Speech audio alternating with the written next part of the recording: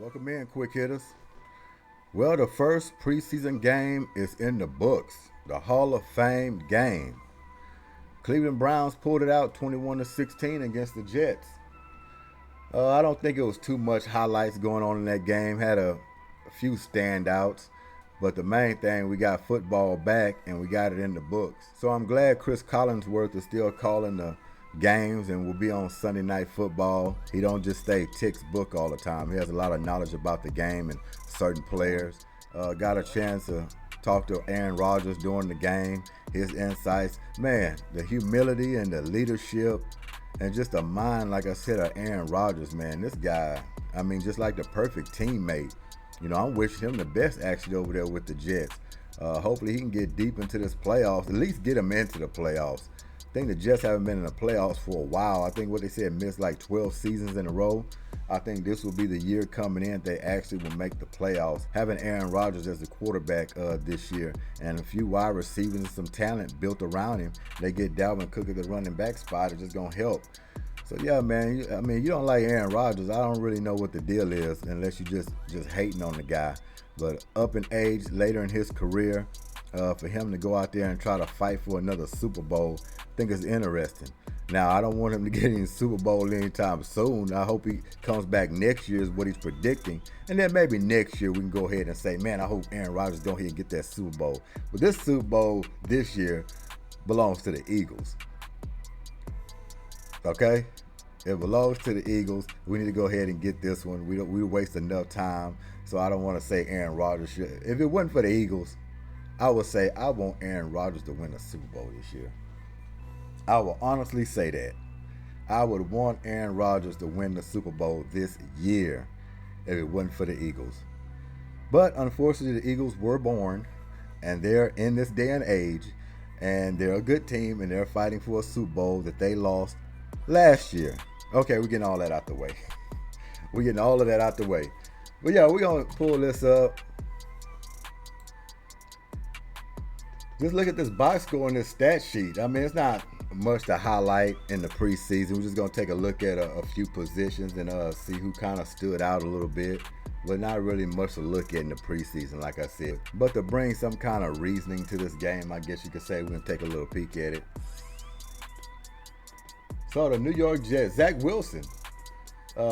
He was a guy that they had a lot of promise with. They kept him on the team. But like I said, if it went for Aaron Rodgers, I'm pretty sure this guy would be starting. They have a lot of confidence in this guy.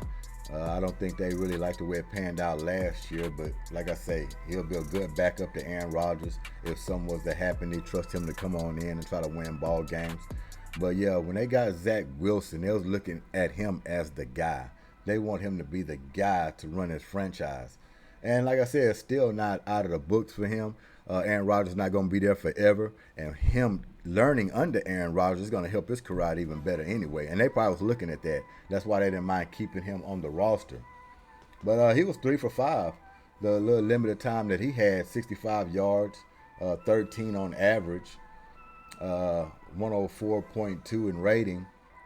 So he didn't play too bad. The second string quarterback that game came in was Tim Boyle. He was 6 for 11 for 61, 5 on an average. So, yeah, he played pretty good.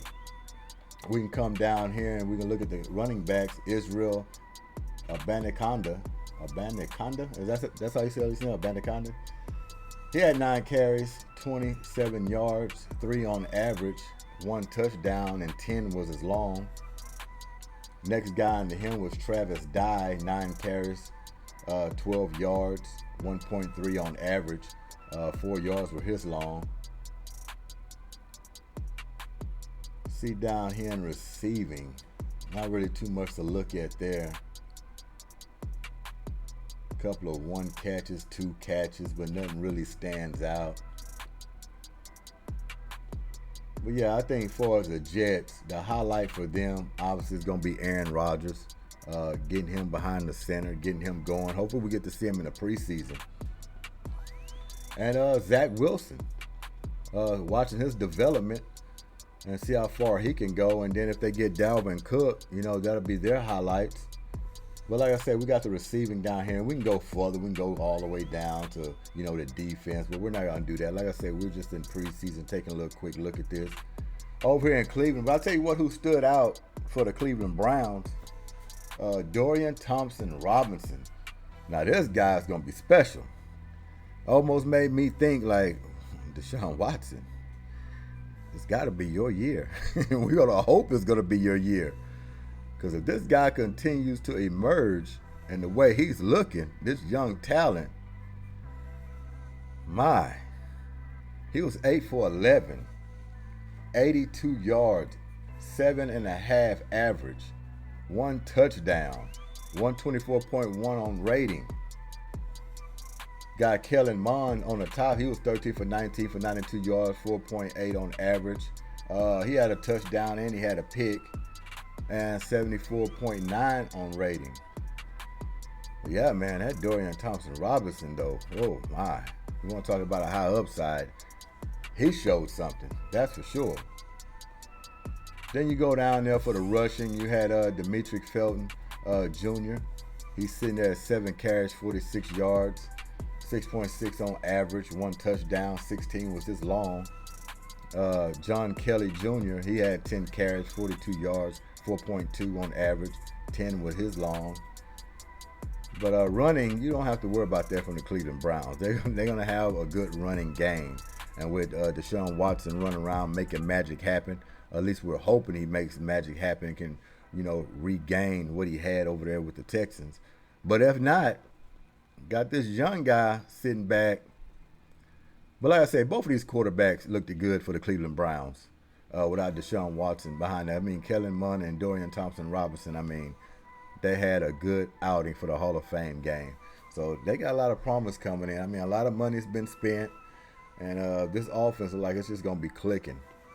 Clicking, clicking, clicking. Let's go down here and check out their receivers. Austin Watkins Jr. Got him a touchdown.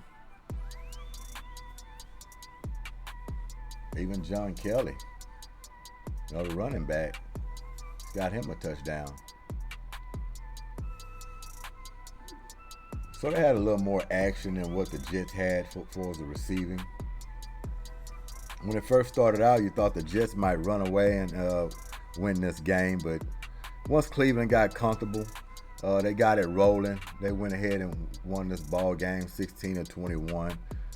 Nothing big to jump out, but like I said, just getting guys out there, getting them acclimated, get everybody in sets, feel the game, see who knows what they're doing and all this other stuff. Came out to be a good preseason game and waiting on more to come. So yeah, we just wanted to check that out real quick. Preseason is here. We're happy. Football is back. So it's going to be a lot of stories and headlines coming in this year, man. So I just can't wait. Get back into the groove again with this football. Madden will be coming out pretty soon this month.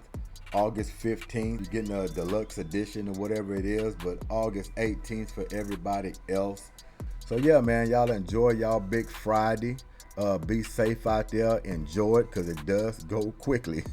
Be Monday as soon as you blink your eyes. So y'all enjoy yourselves. This Goodymo Sports Quick Hits. Don't forget to check us out wherever you podcast.